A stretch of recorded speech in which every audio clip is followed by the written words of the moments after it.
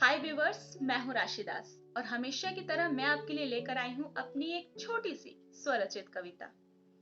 आज की ये कविता मेरे दिल के बहुत करीब है क्योंकि आज की ये कविता थोड़ी सी अलग है।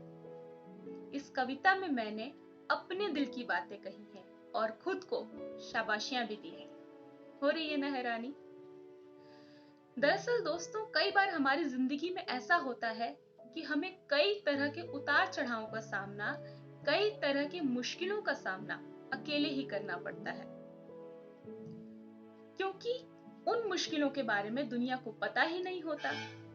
तो जिन मुश्किलों का सामना हम अपनी जिंदगी में अकेले ही कर रहे होते हैं, उनसे अकेले ही जूझ रहे होते हैं, उनसे उभरने की कोशिश अकेले ही कर रहे होते हैं और गजब का हिम्मत दिखाते हैं, तो क्या उन कोशिशों के लिए, उस हिम्मत के लिए हम शाबाशी के हकदार नहीं? लेकिन ये जरूरी तो नहीं कि जब हमें तारीफ की जरूरत हो, हमें शाबाशियों की जरूरत हो, हमारा पीठ थपथपाने के लिए कोई मौजूद ही हो। इसीलिए कई बार अपनी पीठ खुद ही थपथपा लेनी चाहिए, खुद को ही शाबाशियां दे देनी चाहिए। आज की ये मेरी कविता इसी टॉपिक पे है। अगर आपको पसंद आता है तो लाइक और शेयर करना मत भूलिएगा और हाँ, मेरे चैनल को सब्सक्राइब जरूर करिएगा। आज की मेरी कविता का शीर्षक है, आज फिर खुद से बातें करने बैठी हूँ। तो चलिए शुरू करते हैं।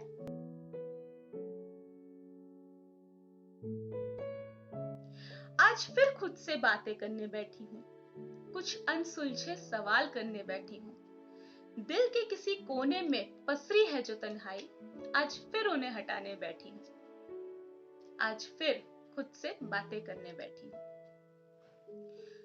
पूछूं मैं खुद से क्या हुआ, ऐसे उदास क्यों हो तुम? पूछूं मैं खुद से क्या हुआ, ऐसे उदास क्यों हो तुम? क्यों हर किसी की कड़वी बातें दिल में लिए बैठे हो तुम? ध्यान से सुनिएगा। पूछूं मैं खुद से क्या हुआ, ऐसे उदास क्यों हो तुम? क्यों हर किसी की कड़वी बातें दिल में लिए बैठे हो तुम? जो कर सकती हो तुम वो औरों के बस में कहा, जो कर सकती हो तुम वो औरों के बस में कहा। तुम सा हिम्मती और धैर्यशील और कोई भी नहीं यहाँ। जैसी भी हो उस ईश्वर की उत्तम रचना हो तुम, जैसी भी हो उस ईश्वर की उत्तम रचना हो तुम। आज इन्हीं बातों को दिल में उतारने बैठी हूँ, आज फिर खुद से बातें करने बैठी हूँ। कई बार दोस्तों, हमारी जिंदगी में ऐसा होता है कि हम दूसरे से, समाज से एक्सपेक्टेशंस बहुत ज्यादा रखते हैं कि वो हमारी प्रॉब्लम्स को समझे, वो हमें जाने, हमारे साइड से सोचे। लेकिन ये जरूरी तो नहीं, क्योंकि उनको तो आपके प्रॉब्लम्स के बारे में आधे से ज्यादा जानकारी तो नहीं होती है ना। तो मेरा नेक्स्ट पैरा इसी पे है। क्यों करते हो इंतजार कि वो समझे तुम्हें? क्यों करते हो इंतजार कि वो समझे तुम्हें, जिन्होंने अपने बनाए नियमों पर हर वक्त परखा तुम्हें? क्यों करते हो इंतजार कि वो समझे तुम्हें, जिन्होंने अपने बनाए नियमों पर हर वक्त परखा तुम्हें? आज उसी इंतजार को मिटाने बैठी हूँ, आज फिर खुद से बातें करने बैठी हूँ। दोस्तों, ईश्वर ने हमें अलग अलग गुणों से नवाजा है। किसी को डांस करना बहुत पसंद है तो किसी को सिंगिंग बहुत अच्छी आती है, किसी की पेंटिंग बहुत अच्छी है तो कोई कविताएं बहुत अच्छी लिखता है ना।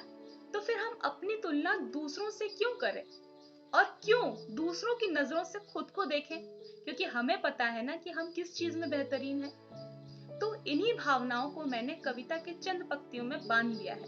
तो आइए सुनते हैं। तुलना खुद की किसी और से तुम कभी करना नहीं, तुलना खुद की किसी और से तुम कभी करना नहीं। समाज के झूठे आरोपों से तुम कभी डरना नहीं। ध्यान से सुनिएगा।